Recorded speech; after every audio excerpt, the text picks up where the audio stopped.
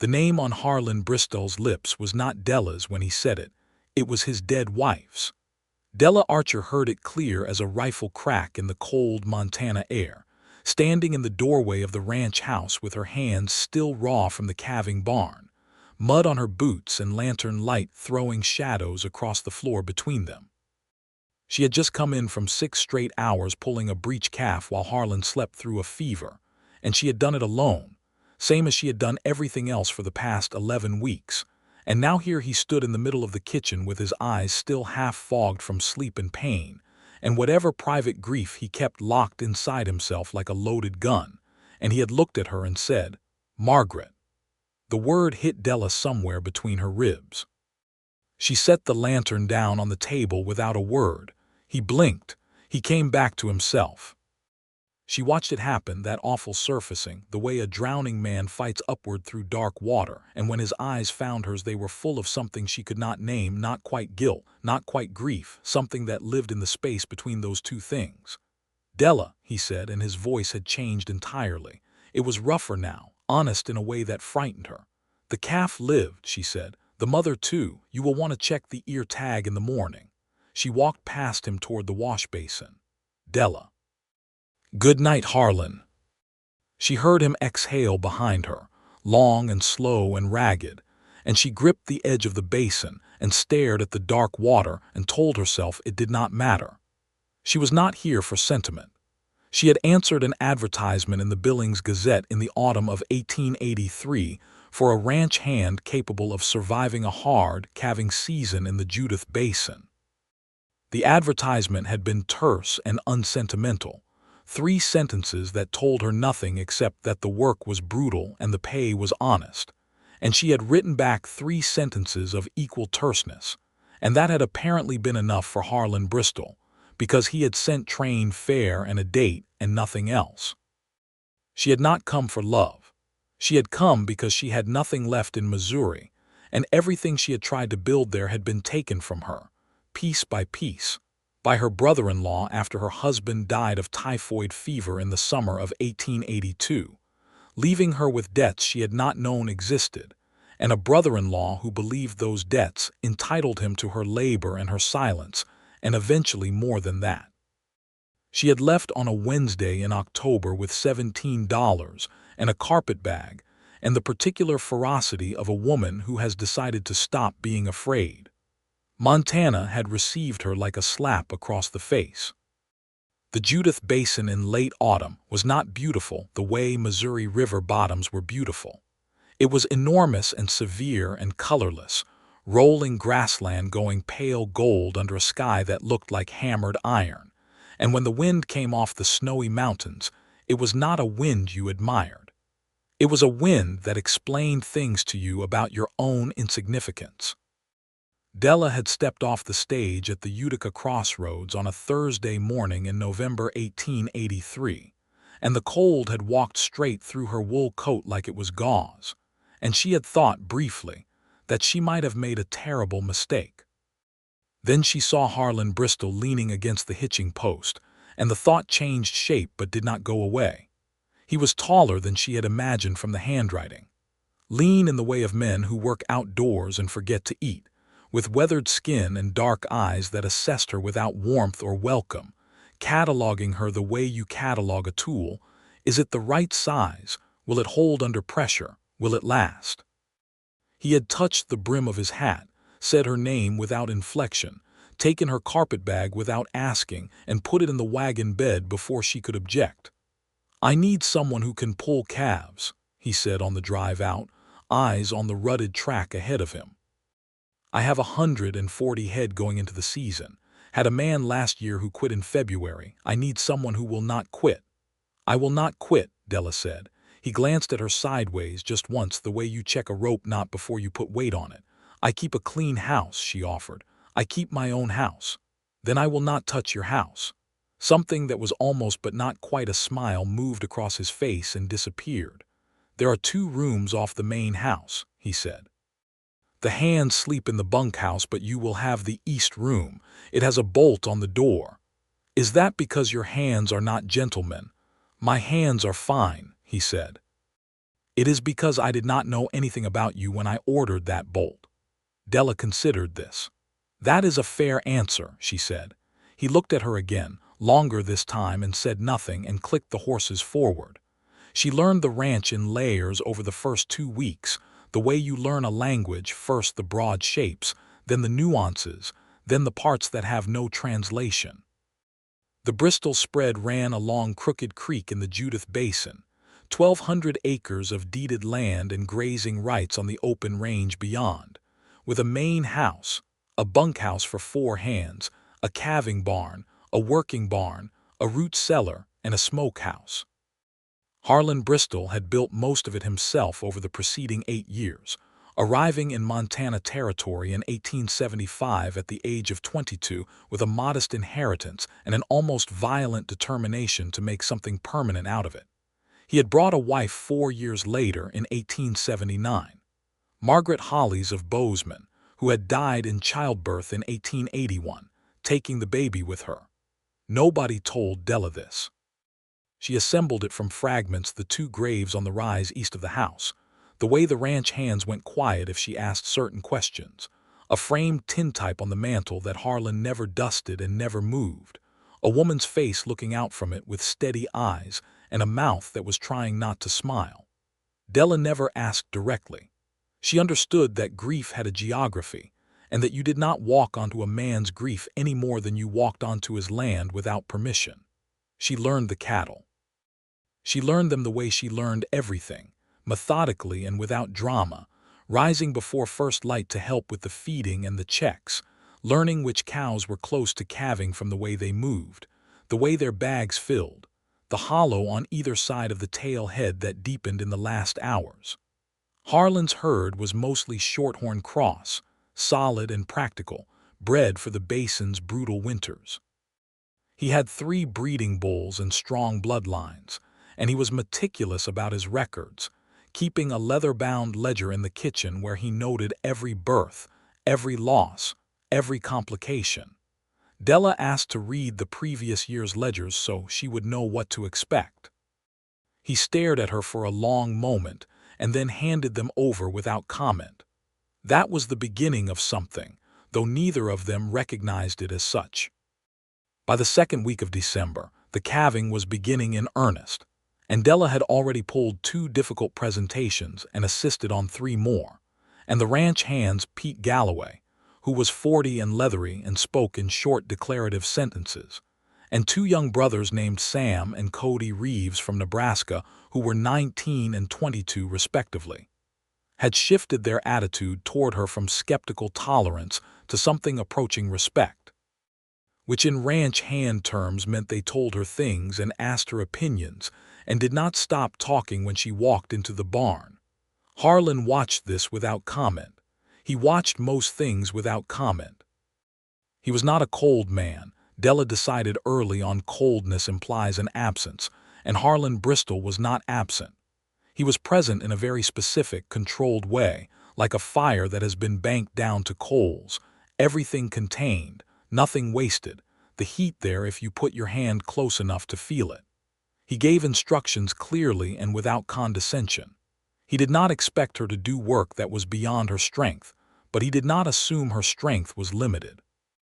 He noticed when she did something well, and his acknowledgement was a look rather than a word, a brief, direct meeting of eyes that communicated more than most men's speeches. She decided she could work with this. She decided, by the 3rd week of December, that she respected him. She decided by January that she was in danger. The danger announced itself on a Tuesday night during a temperature drop that pushed the thermometer to 30 below, when 3 cows calved within 2 hours of each other, and they were in the barn until past midnight, the lantern light harsh and orange against the steam of animal breath and the cold that came through the walls like a living thing. They worked without speaking, falling into an efficiency that had developed over the preceding weeks, Della reading the animals, Harlan following her lead with the presentations that needed 2 pairs of hands, the silent negotiation of the work itself, who went where, who pulled, who supported, no wasted motion. The 3rd calf was the dangerous one. A heifer first calf, young and frightened, the calf enormous and posterior, and the heifer not dilating the way she needed to. Della worked the presentation for 40 minutes, talking to the cow in a low, continuous murmur that was not quite words, just sound and steadiness, while Harlan stood at her shoulder and passed her what she needed and held the lantern at the angle she needed it, and never once said anything unhelpful. The calf came finally, huge and gasping, and Della caught it and went to work clearing the airways, and Harlan was already there with the straw, rubbing the calf down, and they worked on either side of it, close enough that their hands kept touching in the straw. Neither of them mentioned it. The calf stood up on its first try, wobbly and enormous, and the heifer turned and began to clean it, and Della sat back on her heels in the dirty straw and felt something uncoil in her chest that was mostly relief and partly something she did not have a name for yet. She looked up and found Harlan watching her.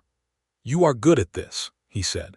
It was the plainest statement in the world, and it went through her like a blade. "Thank you," she said. He nodded and looked away, and they were both quiet for a moment in the warm lantern light with the smell of hay and new life around them. And then Pete Galloway called from outside about another cow, and the moment was over, and they went back to work.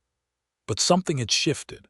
She felt it in the way he stood near her now, not closer exactly, but more deliberately, as if the distance between them was a thing he was actively choosing and therefore actively aware of. She felt it in the way conversations at the kitchen table in the evenings. She had begun making coffee after supper, and he had begun staying at the table to drink it, and Sam and Cody often joined them. But the conversation had a center of gravity between Harlan and Della specifically, had changed from practical to something larger, ranging from cattle and weather to the nature of the territory, and the newspaper articles that came with the weekly mail, and the things that were happening in Washington and beyond. He had been educated at a school in Ohio before his father's bankruptcy changed his path. She had been educated at home by a mother who believed in women's literacy with a passionate conviction. They were, Della discovered, unusually well matched in their capacity for argument, in the sense that they were both willing to be wrong and interested in being shown why. This was not the common experience with men. In Della's experience, she began, against all her better judgment, to like Harlan Bristol. January was brutal. The basin received 3 feet of snow in 10 days in mid-January, and Harlan lost 4 calves to the cold despite their best efforts, and she watched him record each loss in the ledger with a controlled precision that she recognized as the way some men weep, not outwardly, but in the very careful management of the outward, the rigid accounting for what cannot be accounted for. He was not angry. He was not defeated. He simply absorbed it and kept moving. One morning after the worst of the losses, Della made sourdough biscuits before dawn, because she could not think of anything useful to say, and the biscuits were warm and needed nothing said around them. He came in from the cold to find the kitchen filled with the smell of them, and he stopped in the doorway and looked at the plate on the table and then at her, and something moved across his face that was gone before she could read it. He said, "I do not like sourdough." She stared at him. "I am eating them anyway," he added, and sat down. She laughed before she could stop herself. It surprised them both.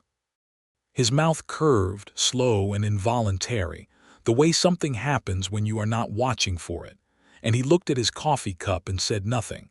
And Della laughed a second time, quieter, and looked out the frost-covered window at the dark and thought, very clearly and for the first time, "I am in serious trouble." It was the laughter. That was what betrayed her. Not the weeks of shared work in the cold, not the calving barn at midnight, not the conversations at the kitchen table that stretched past the reasonable hour. It was the fact that he could make her laugh specifically, that she had not laughed in so long she had nearly forgotten what it felt like, and that this particular man, this contained and careful and grieving man, was the one who had done it. She did not know then that he was thinking something similar. She did not know it until the night he said his dead wife's name, which is where this story started at the highest point of everything, before the explanation of how they arrived there. Let us return to that. Della stood at the wash basin in the dark kitchen with her hands on the cold porcelain edge and her heart doing something she preferred not to acknowledge, and she listened to Harlan's breathing behind her and knew he had not moved. "I was not fully awake," he said finally, "when I said that. I know. It was not a confession of confusion about who you are." She turned around.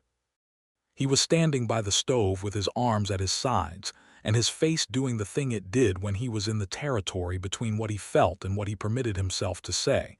And she had learned to read this territory over 11 weeks of close proximity, and it was saying things she was not ready to hear.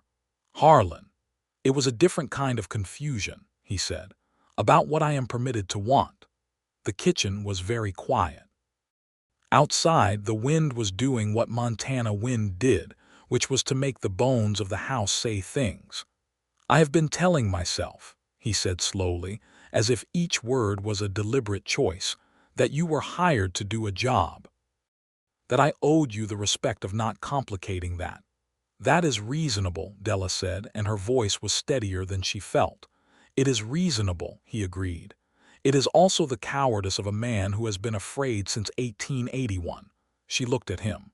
"I am telling you," he said, "because you deserve the truth, not because I am asking anything from you. You came here to work and I gave you my word about what this arrangement was, and I am not the kind of man who changes the terms without saying so clearly." Della's hands loosened on the edge of the basin. "What are you saying clearly?" she asked. He met her eyes and held them. "That I would like, with your permission, to change the terms. When you are ready, if you are ever ready. And if not, then not, and I will respect that, and this arrangement continues as it is, and I will not speak of it again." This was the most words she had ever heard Harlan Bristol say in sequence. She was quiet for a long time. The calf she had just pulled was breathing in the barn 20 yards away. 3 months of work and cold and shared lantern light were stacked up behind her. 11 weeks of slowly learning who this man was, underneath the grief and the control and the careful distance, generous, exact, funny in the driest possible way, driven by a sense of honor that was not performed but structural, the way the good timber in a house is not visible but is why the house stands. "The calving season ends in March," she said. "Yes. That is 8 weeks. Give or take." She looked at him. He waited. He was very good at waiting. "8 weeks is a long time," she said. "Let us see what 8 weeks looks like." He exhaled. Not dramatically, just a slow release, the banked fire letting a little heat escape. "Yes," he said. "All right. Good night, Harlan." "Good night, Della." She went to her room and sat on the edge of the bed in the dark and held her own hands and thought about the fact that she had come to Montana to survive, and it appeared Montana had other ideas.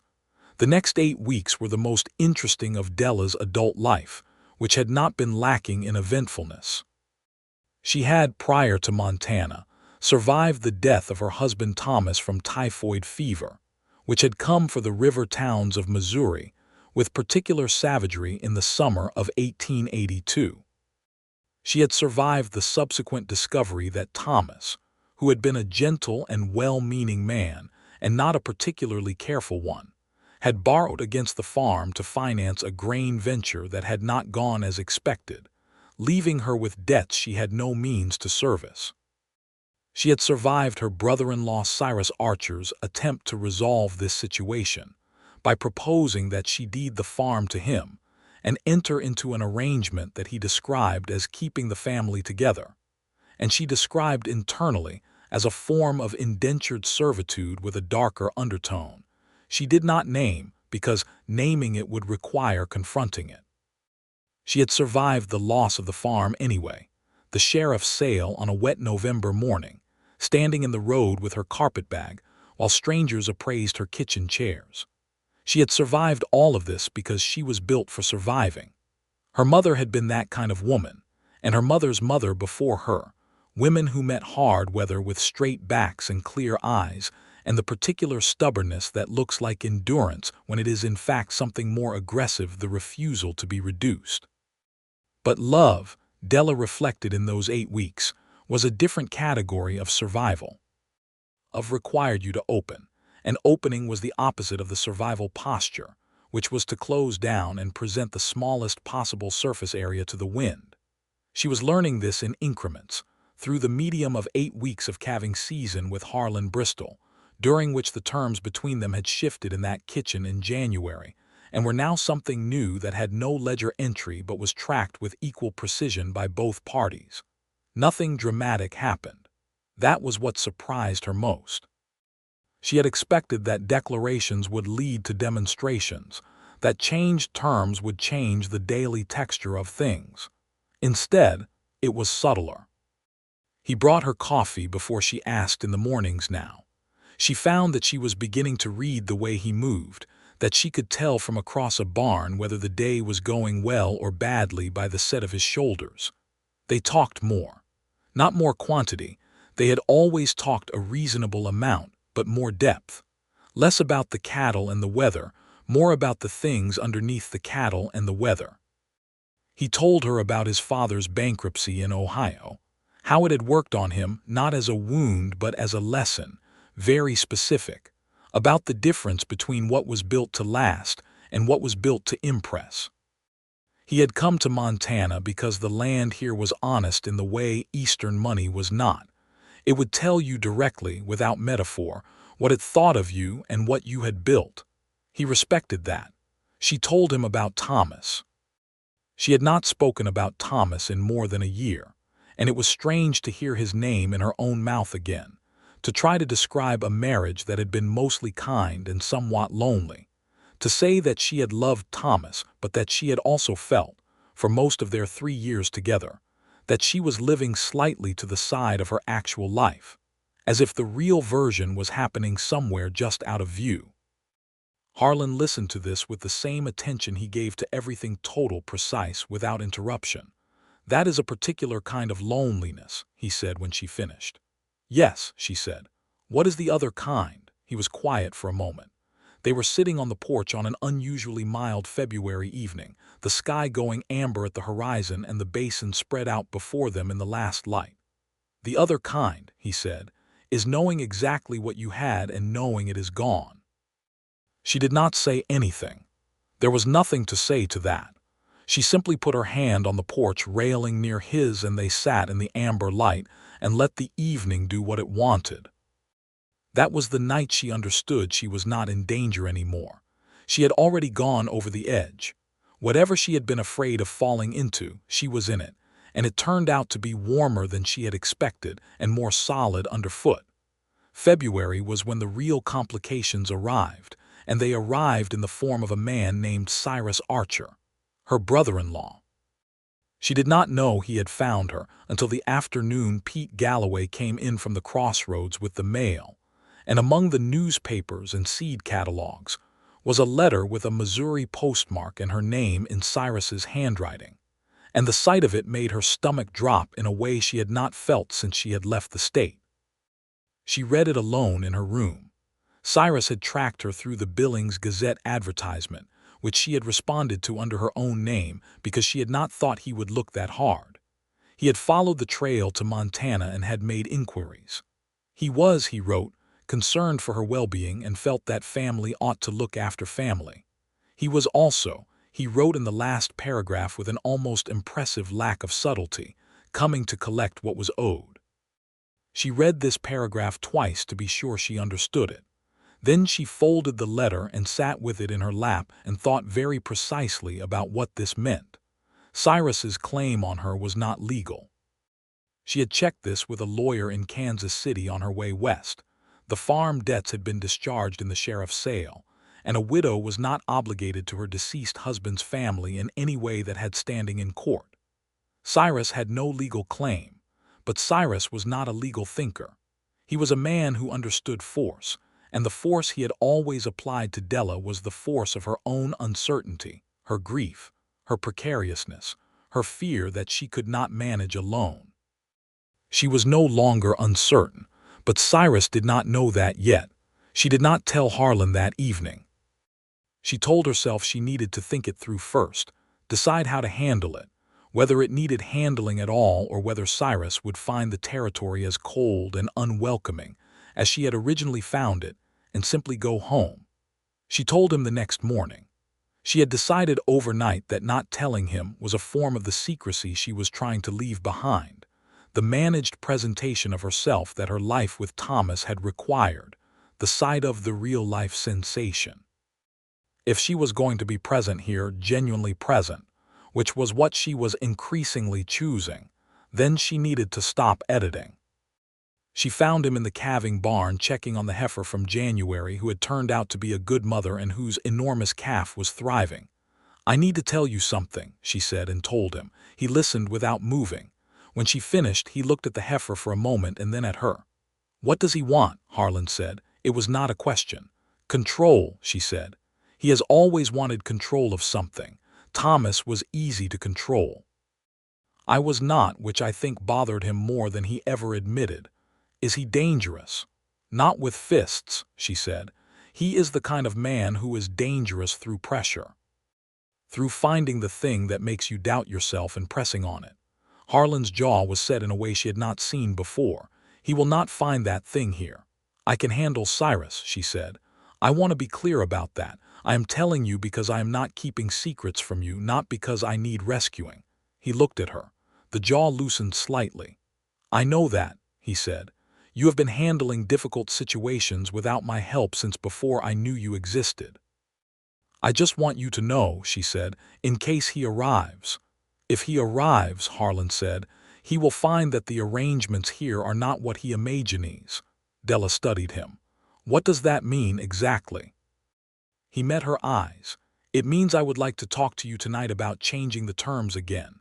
She felt the floor of the barn do something subtle and seismic. "About what?" she said carefully. "About whether you might be willing," he said, in the tone of a man who has rehearsed this and is still not certain of it, "to change your name." The calf bumped against its mother in the quiet barn. A February wind moved against the boards. Della Archer looked at Harlan Bristol across the back of a large and contented heifer and felt, for the first time in at least 2 years, the sensation of being not beside her life but inside it. "Is that a proposal?" she said. "It is a clumsy one," he said. "I am aware of that. Do you have a more polished version available?" Something shifted in his face. He crossed the barn to stand in front of her and he did not touch her. He was still scrupulously careful about that, but he was close enough that she could see the precise brown of his eyes in the barn light and the line between what he was containing and what he was letting through.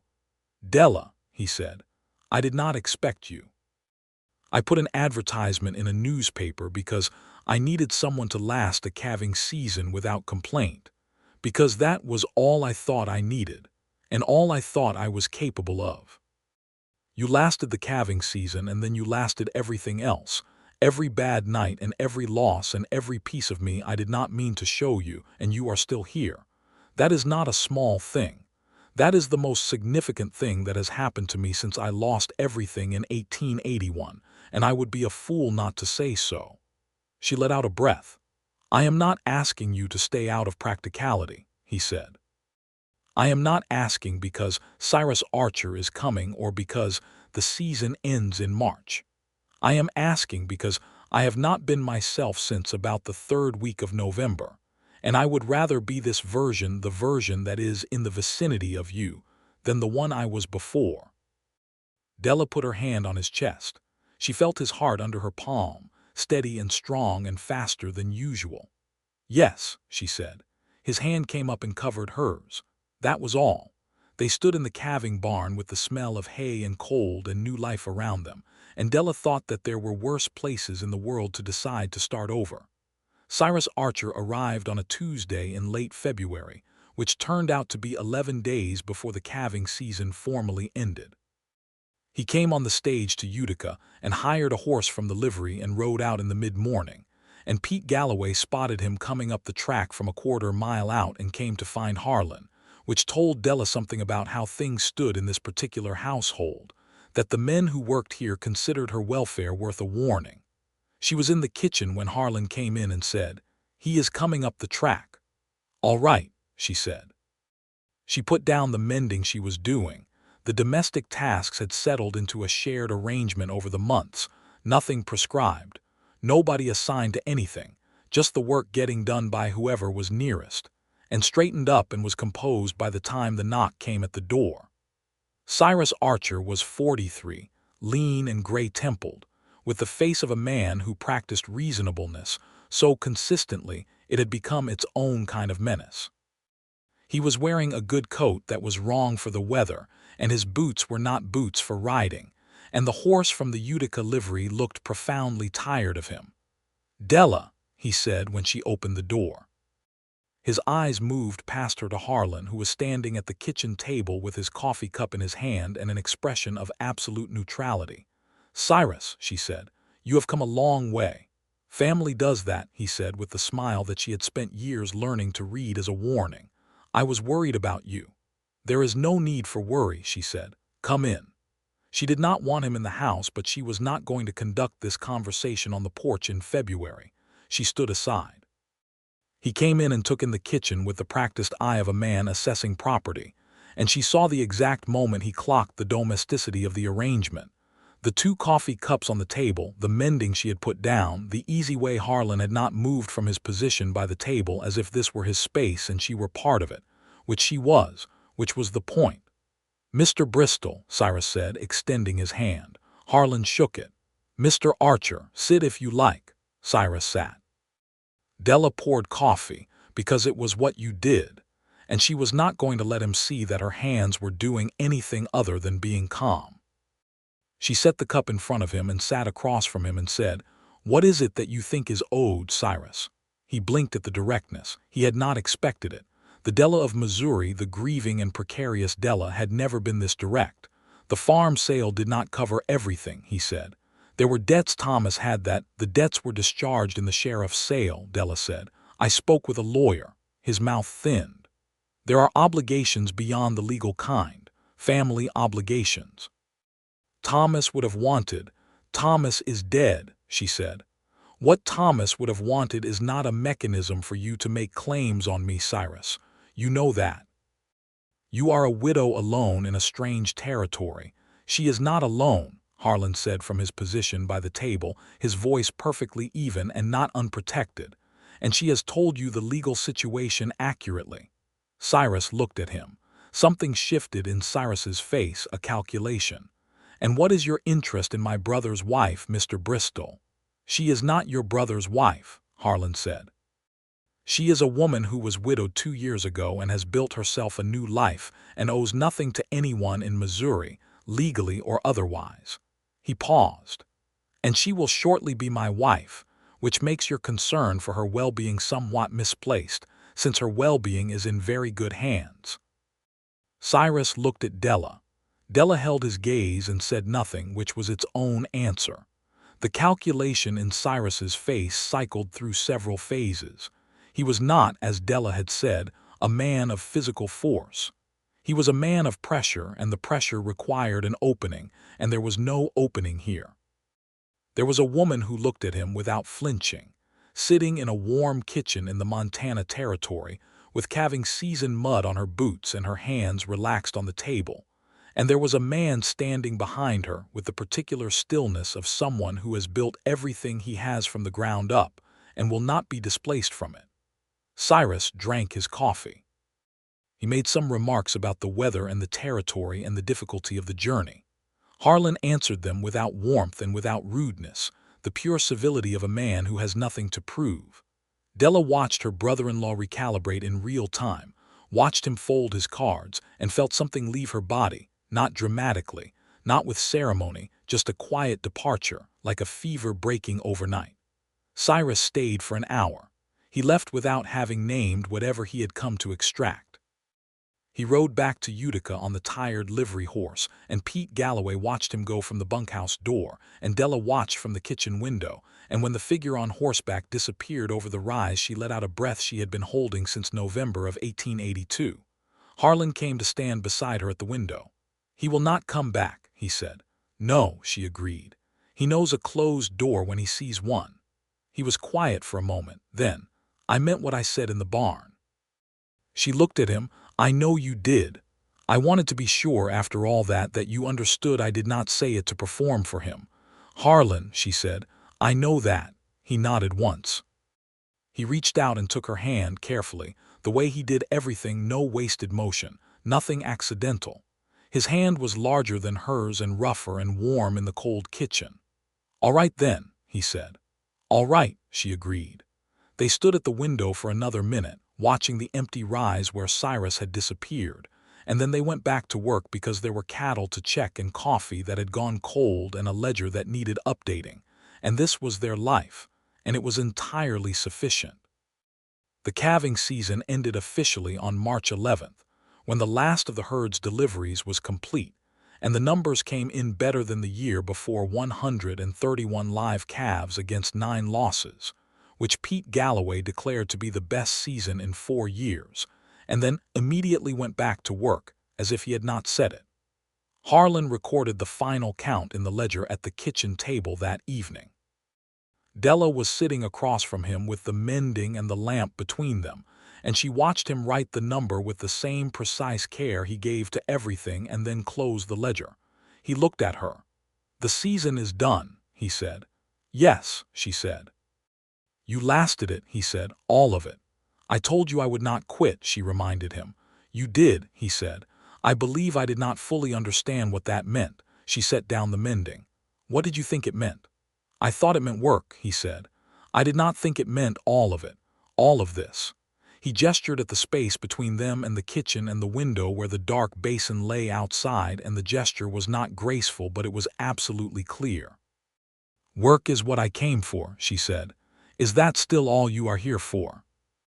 She looked at him across the lamp and the ledger and the 11 weeks of hard season and the particular intimacy of shared difficult work, and she said, "No, not anymore." They were married on the 15th of March, 1884, at the Utica courthouse, with Pete Galloway and Sam and Cody Reeves as witnesses.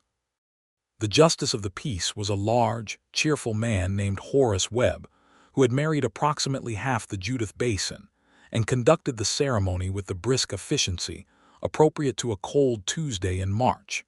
And when he pronounced them, married, Harlan looked at Della with the expression she had come to know as his most honest, the one that happened when he stopped managing the distance between what he felt and what he showed, and she thought she might carry that look in her for the rest of her life. There was no party. There was a good dinner at the hotel in Utica, Harlan and Della and Pete and the Reeves brothers, and Pete gave a toast that was 4 words long and entirely satisfactory. And Sam Reeves told a very long story about a calf from the previous month that ended with the punchline that the calf had clearly taken after Della in terms of stubbornness. And everyone laughed. And it was not a wedding from a storybook, but it was warm and real and hers. Afterward, in the wagon on the drive back to the ranch in the cold March night, Harlan held the reins with one hand and her hand with the other, and the stars over the Judith Basin were extraordinary. And Della thought about the woman who had stepped off the stage at the Utica Crossroads in November with $17 and a carpet bag, and she felt a tenderness toward that woman, a gratitude for her stubbornness, her refusal to be reduced. "What are you thinking?" Harlan said. "That I am glad I answered that advertisement." He squeezed her hand. "The advertisement was not particularly appealing." "No," she agreed. 3 sentences about brutal work and honest pay." "I wrote 6 versions," he said. "The first 5 were worse." She laughed, and he laughed too, and the horses moved steadily through the dark basin under the enormous Montana stars, and everything was exactly as it should be. The spring came like a reward. The Judith Basin in spring was a revelation to someone who had only seen it in its winter severity. The grass came back with a rush after the snowmelt, greener than Della had believed possible for a place that had been so relentlessly pale, and the creek ran full and cold and clear, and the calves who had survived the season were growing visibly, transforming from the fragile, steam-breathing creatures of the calving barn into solid, confident animals that moved with the herd like they had always been part of it. Della worked alongside Harlan through the spring branding and the turnout to summer range, learning the rhythms of the season beyond calving, the fence checks, the water management, the first cutting of hay in July that required every hand they had in half a day borrowed from the neighbors, a family named Dufresne who ran a smaller spread to the north, and whose presence in the Judith Basin community turned out to be a significant discovery.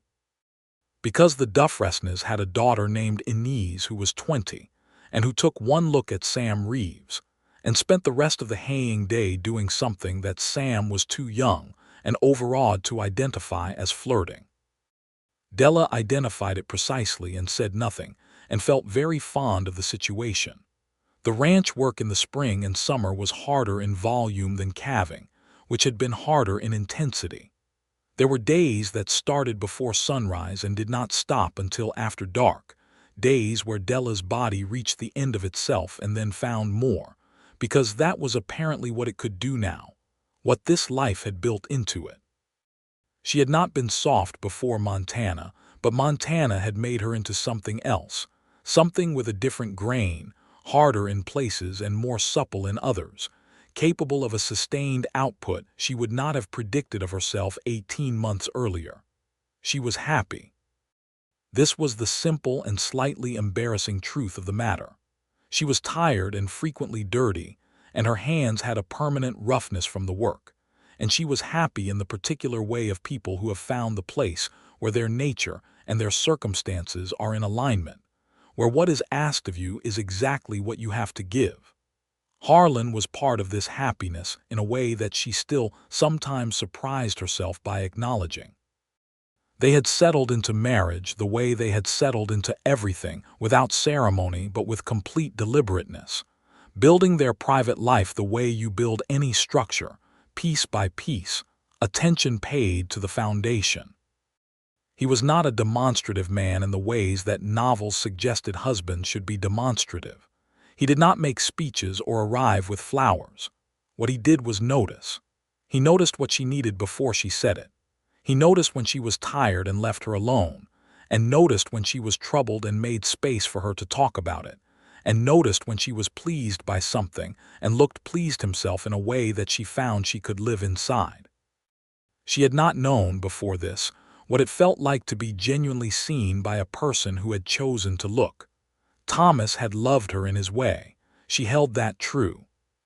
But Thomas had loved an idea of her, a pretty and capable woman who would manage the domestic machinery of his life, and had been consistently surprised when the actual Della emerged from under the idea, the one with opinions and ambitions, and a capacity for directness that made comfortable men uncomfortable. Harlan was not surprised by any of it. She had the sense that he had read her accurately from the first assessment at the crossroads hitching post and had chosen accordingly, and this felt like a form of love she had not previously encountered. In June, she told him she thought she was pregnant. She told him in the morning before work, matter-of-factly, because that was how they told each other things. He was standing at the washstand and he went completely still and then turned around and looked at her, and on his face was something she had never seen there before, something wide open, the banks entirely gone, just the full force of what he felt, unmanaged and uncontained. "Are you well?" he said. His voice was strange. "I am very well," she said. "Tired, otherwise well." He crossed the room and put his hands on either side of her face and looked at her with that wide-open expression and said nothing, and she put her hands over his and looked back, and they stood like that for a long moment. "We should have Dr. Clary come out from Lewistown," he said finally. "Yes," she said. "In a few weeks. I want to be sure first." "You are sure," he said. "Almost sure."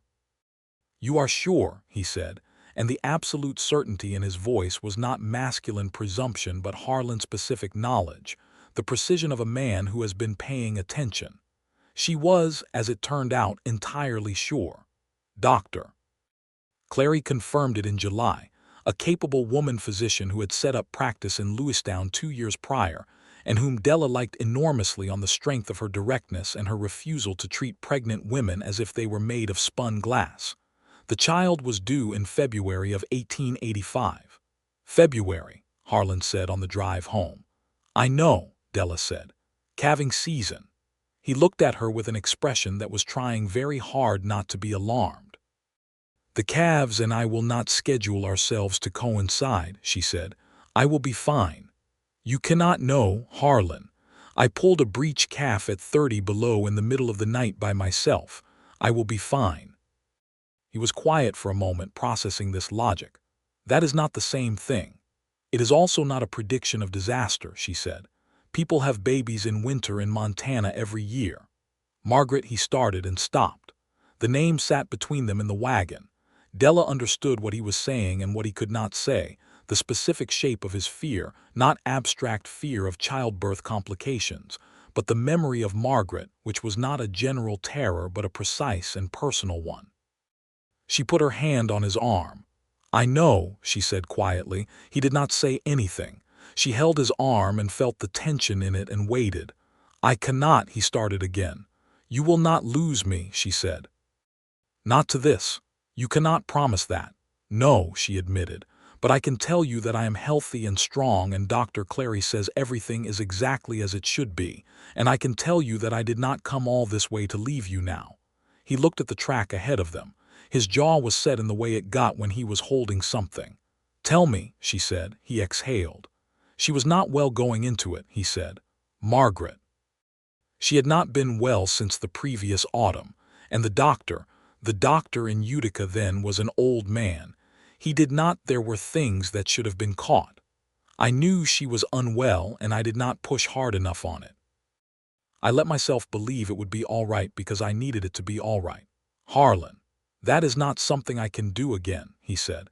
"Believe what I need to be true." "I am not asking you to believe what you need," she said. "I am asking you to look at the actual evidence, which is that I am in excellent health under the care of a very capable physician and constitutionally inclined against dying of anything I can possibly avoid." He looked at her. The tension in his jaw loosened slightly. "That last part is not a medical credential," he said. "It is the most important kind," she said. He shook his head slowly, the not-quite smile appearing, and she held his arm the rest of the way home. He was attentive through the pregnancy in the way he was attentive to everything total and precise and without drama. He did not wrap her in cotton wool, because she would not have permitted it, and he knew this. What he did was adjust things so carefully she often did not notice until they were already adjusted. The heaviest lifting in the calving barn appeared to reorganize itself around him and Pete. The wood box in the kitchen was never empty in the mornings. Dr. Clary was written to on a monthly basis, which Della discovered by accident when she was organizing his desk, and found the responses, careful professional letters with detailed answers to very specific questions, and she sat with the stack of them in her lap and felt the particular fullness that comes from being loved by a thorough man. She did not tease him about it. She left the letters where she had found them and said nothing. And that evening at supper, she reached under the table and put her hand on his knee, and he looked at her, and something passed between them that needed no translation. The calving season of 1885 began in January, as it always did, and Della was in the calving barn through the first 2 weeks of it, doing what she could with the constraints of being 8 months pregnant, which were real constraints but not the total disability that Harlan's anxiety had privately suggested. She could still read the cattle. She could still direct the work and catch problems early and manage the barn with an authority that had grown over 2 full seasons and was now simply the texture of the operation. Harlan stayed closer than usual. She allowed this without comment. It seemed fair. The baby came on the 10th of February, 1885, in the main bedroom of the ranch house, with Dr. Clary in attendance, and the calving barn operating at full capacity 20 yards away under Pete Galloway's capable management. And Harlan sat outside the bedroom door for 4 hours in a state that Pete afterward described to Sam Reeves as looking like a man diffusing a very large and important explosive device. The baby was a boy. 7 pounds, angry at the world, with his father's dark eyes and a pair of lungs that made immediate and vocal commentary on the situation. Harlan came in when Dr. Clary opened the door, and he stood at the edge of the bed and looked at Della, who was exhausted and completely fine, and then at the baby, who was wrapped and quieter now, making small sounds of inventory as if checking himself over.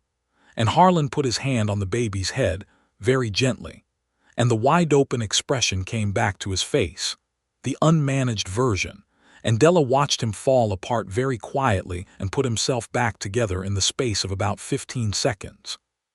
"He is perfect," Harlan said. "He is," Della agreed.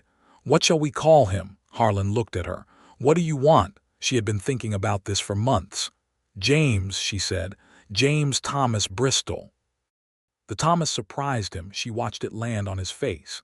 James was Harlan's father's name, which she had saved carefully from the things he had told her about Ohio. Thomas was her first husband's name, which was also her father's name, a thread she wanted to keep. He sat on the edge of the bed and took her hand and held it with both of his and said, "James Thomas Bristol." "Yes," she said. "Hello, James." James Thomas Bristol opened his dark eyes and seemed to consider his parents with philosophical detachment. Pete Galloway, when informed through the bedroom door, said, "Good. Let me know when you need me back in the barn," and went back to the calving with visible relief. The ranch flourished in the years that followed in the way that things flourish when the people tending them are in their right place, steadily, without spectacle, the accumulation of good seasons and hard work and careful decisions, and the kind of partnership that makes each person more capable than they would be alone. Harlan expanded the herd carefully over the next 2 years, adding to the breeding program and improving the winter shelter systems based on lessons from the hard seasons. He brought in a second pair of hands, a taciturn man from Wyoming named August Cole, who turned out to be the best rough stock handler any of them had encountered, and who integrated himself into the ranch operations with the same wordless competence that Harlan seemed to attract in his hiring. Della ran the household and the accounts, a role that had expanded considerably from the calving season arrangement, and that she found she was very good at, which did not surprise her, but seemed to consistently surprise the merchants in Utica and Lewistown, who were not accustomed to women who negotiated supply prices with the same directness they applied to everything else.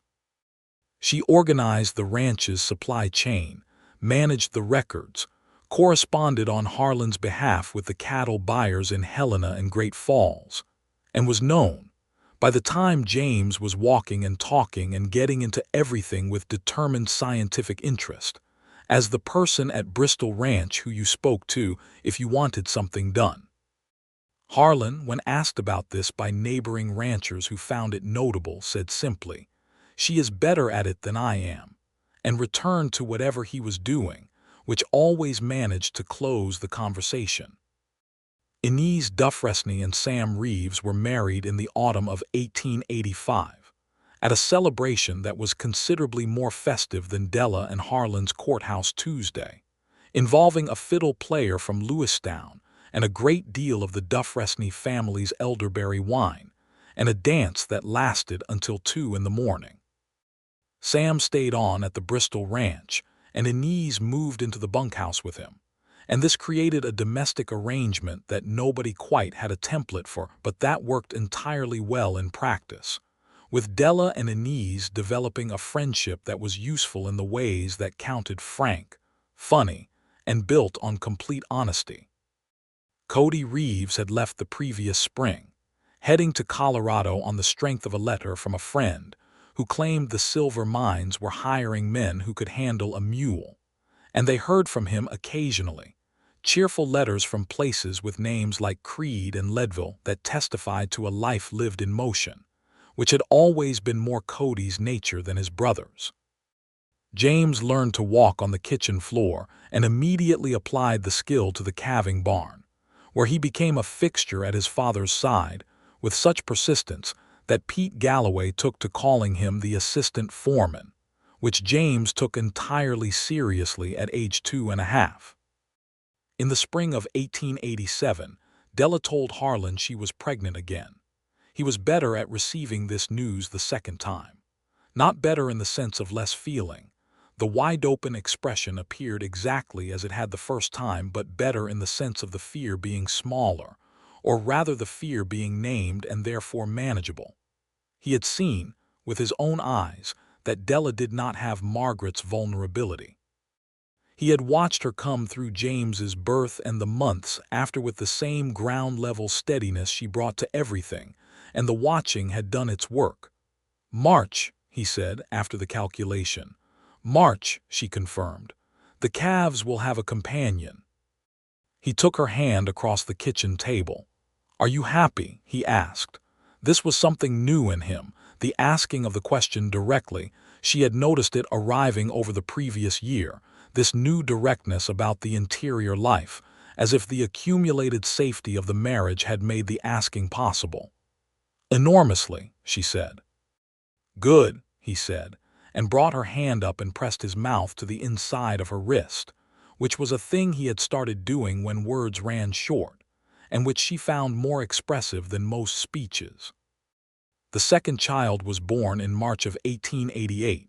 She had been off by a month in her calculation, during the last week of calving season, which led to James later informing his younger sibling with absolute authority that they had been born during the best possible time, because the calves had kept everyone awake for the whole thing. This child was a girl.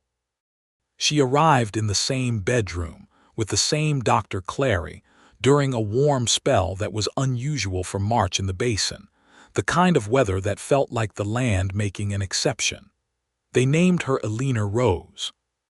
Eleanor for Della's mother, Rose for no particular reason except that Harlan said it when they were lying in the afternoon light looking at her, and it sounded right.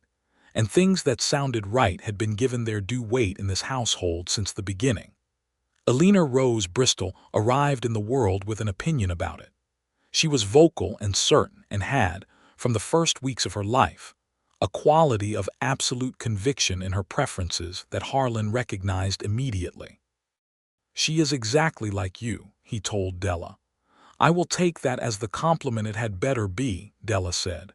"It is," he said, looking at his daughter with unambiguous delight. James, at 3½, received his sister with the cautious scientific assessment of a young person confronted with an important and somewhat unpredictable variable. He touched her hand with one finger, found this satisfactory, and declared that she could stay, which everyone agreed was very gracious of him. The years stacked up the way good years do, each one with its textures and events, the whole accumulation adding up to a life that was richer than the sum of its seasons. There were hard years. The winter of 1886–1887 was the worst in the territory's memory. A sustained cold that took cattle across the basin in numbers that were devastating for many of their neighbors, and that cost the Bristol ranch 20% of the herd despite every precaution. Harlan absorbed this with the controlled grief Della had first learned to recognize in the calving ledger, and she absorbed it with him, and they came through it together in the way they came through everything, by not pretending it was smaller than it was and not allowing it to be larger than it could be managed. There were good years when the grass was high, and the prices were right, and the calving numbers were exceptional, and Harlan would come in from the barn in the evenings with something loosened in him, an ease that was different from contentment but adjacent to it, the particular relief of a man who has worked very hard and seen it pay. There was the year Pete Galloway announced at supper that he was retiring to his sister's farm in Oregon at the age of 57, and Della and Harlan and Sam and Inez sat around the table and said everything adequate and inadequate about the fact of Pete's 20 years on the Bristol ranch. And Pete said the 4 words he always said on significant occasions, which were approximately, "It has been fine," and everyone understood this to mean considerably more than fine.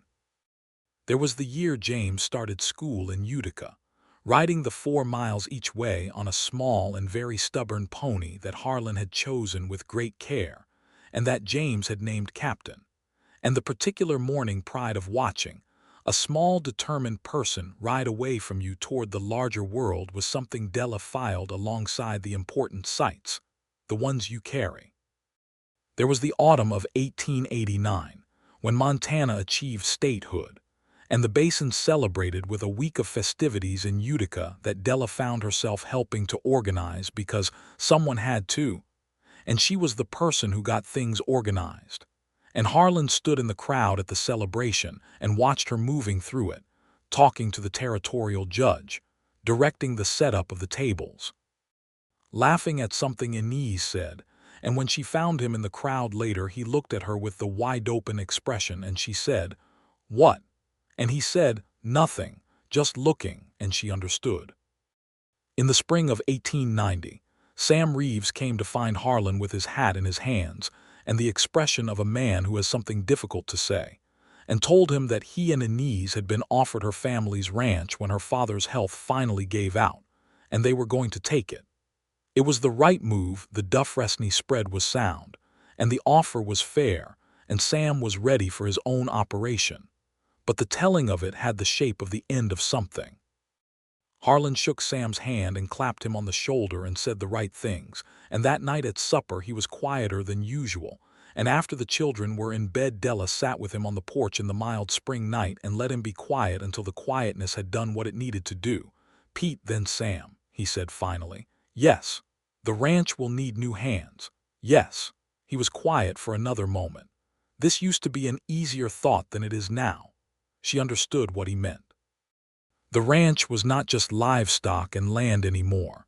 It was a household and a life and a set of people who had been woven into it, and the unweaving had a cost. "We will find good people," she said. "We have managed that before." "We have," he conceded. "And Sam and Inez are 4 miles north," she added. "Not Oregon," he exhaled. "That is true." She leaned her shoulder against his and he put his arm around her and they sat on the porch of the ranch house they had built together, built in the sense of the thing you build that is not made of wood and stone, the framework of a life, and looked out at the dark basin. "I have been thinking," Della said. "That is never a small announcement from you." She smiled. "James is going to need more than what Utica School can give him in another 2 or 3 years. The territorial schools are getting better, but if we want him to have the kind of education that—" "Helena," Harlan said. "I was going to say Helena.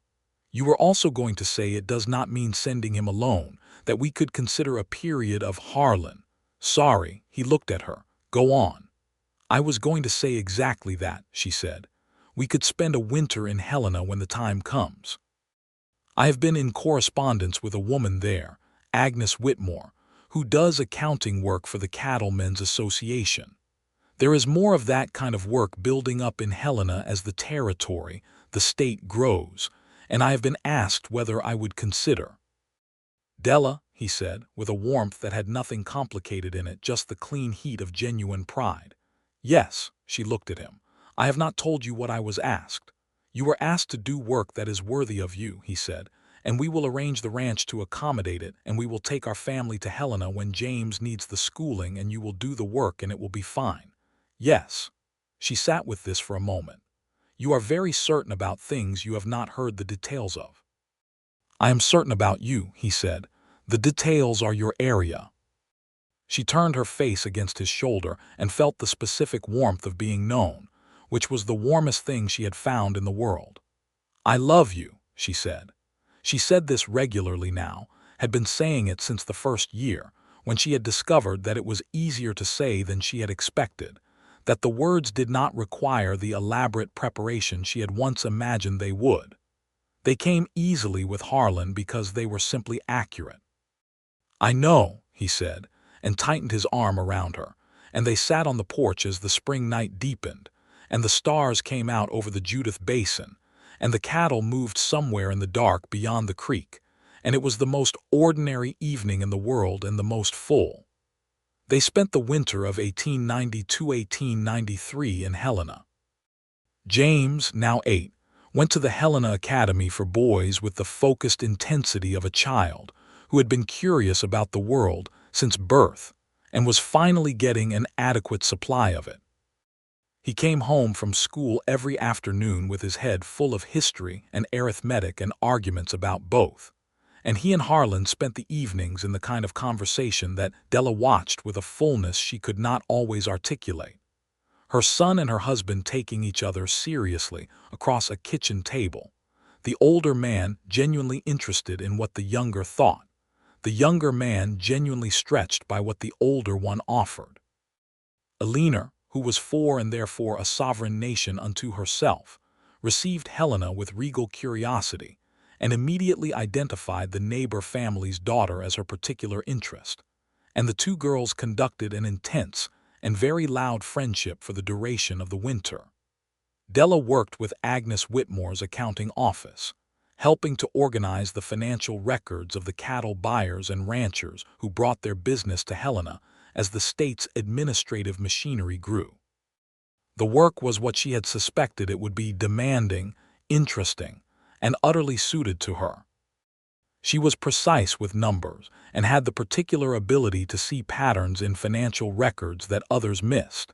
And she found, over the course of the winter, that she was not just organizing existing work but restructuring systems in ways that saved the Cattlemen's Association considerable time and money. Agnes Whitmore was 40 and brisk and treated Della as the professional equal she clearly was, and they developed a friendship over the winter that was the friendship of two women who have each figured out a great deal and are pleased to talk to someone else who has also figured things out. "You should stay," Agnes said in February when the end of the winter was beginning to be visible. "There is more work here than I can handle, and you are better at the records than anyone I have found." Della considered this with the seriousness it deserved. She talked to Harlan that evening. He listened, asked 2 questions about the financial arrangement, and said, "What do you want to do?" "I want to go home," she said, "but I want to keep the work." "Write to Mrs. Whitmore," he said. "Ask whether it can be conducted by mail." "I already have," Della said. He looked at her. "And she thinks it can," she said, "for the regular record keeping, with a trip to Helena twice a year for the larger matters." "That sounds workable," he said. "It is workable," she agreed. "Then that is what you will do." She looked at him across the supper table in the Helena rental house with its unfamiliar furniture and the sound of the city outside, and felt the pull of the ranch, the creek, the basin, the calving barn in January, all of it, the whole accumulated weight of a life built there, and felt it answered in her. "Let us go home," she said. They went home in March of 1893, in time for the last weeks of calving, because the Bristol ranch ran a calving season and they would not have missed it. The drive out from Utica to the ranch was on a mild March day, the kind that felt earned after a winter in the city, the basin opening up around them as they came over the last rise, and the ranch came into view below, the house, the barns, the creek still showing ice at the edges, the cattle already moving in the spring pasture, the whole familiar architecture of their life sitting in the morning light. James, riding with his father on the wagon seat, said nothing for a moment, taking it in. "There she is," Harlan said. "Yes," said James, in the exact tone of a person coming home. Eleanor, in the wagon bed with her mother, pressed close against Della's side and said, "Is our room still the same?" "Still the same," Della said. "Good," Eleanor said, and settled into Della's shoulder, entirely satisfied. Della looked out at the ranch and the basin and the mountains beyond and thought about the woman who had stepped off the stage at the Utica crossroads 9 years ago with $17 and a carpetbag, and the particular ferocity of a woman who has decided to stop being afraid. That woman had been right about a lot of things. She had been right about what she could endure, right about her own capacity for work, right about the fact that Montana was honest in the ways that mattered. She had been wrong about one thing. She had been wrong that she was coming here only to survive. She had been wrong that love was not available to her, or that the opening it required was beyond her. She had been wrong that the best she could hope for was to not be reduced. She had not been reduced. She had been expanded by the work and the land and the seasons, yes, but most specifically by the man sitting on the wagon seat with his son's shoulder against his arm, looking out at his ranch with the same expression she had seen on his face on the first drive out from Utica. The one she had learned later was not assessment but attachment. A man looking at the thing he had built and the things he had lost and choosing, every day, to keep building. She had chosen, every day, the same thing. The wagon pulled up to the ranch house. Harlan climbed down and turned and held up his hands, and she put her hands in his and he helped her down, and she stood in the ranch yard in the March light with the cold still in the air and the smell of the land around her, and he did not let go of her hands. He looked at her, the direct brown gaze, the open expression. "Welcome home," he said. She squeezed his hands. "Hello, Harlan," he smiled, fully. Without management or containment, without the careful economy of a man who has been afraid, just the smile of a person who has arrived somewhere and knows it. Behind them, James was already at the calving barn. Eleanor was chasing a barn cat with total dedication. August Cole was coming from the bunkhouse with his hat in his hand to say welcome back in the way of a man who did not have many words but had good ones. The basin spread out around them, green beginning to show through the pale gold of last year's grass, the creek running clear and cold, the mountains white against the spring sky, and everything was very large and very real and very much theirs. She had lasted the calving season. She had lasted everything else, the hard winters and the losses and the fear and the grief, and the long work of building a life alongside a man who was worth building with. She had lasted the betrayal of her past and the pressure of Cyrus and the secret terror of February 1885 and every cold and silent midnight in the calving barn when the only things present were her own hands and her own will. She had lasted all of it, and it had made her exactly herself. The ranch was alive around them. The season was beginning. The work was waiting. Della Bristol, who had been Della Archer and had carried that name like a rope across a river, stepped forward into the life she had built and found it exactly sufficient, which was the word for things that are not just enough but are precisely right. Harlan walked beside her toward the calving barn. She walked beside him.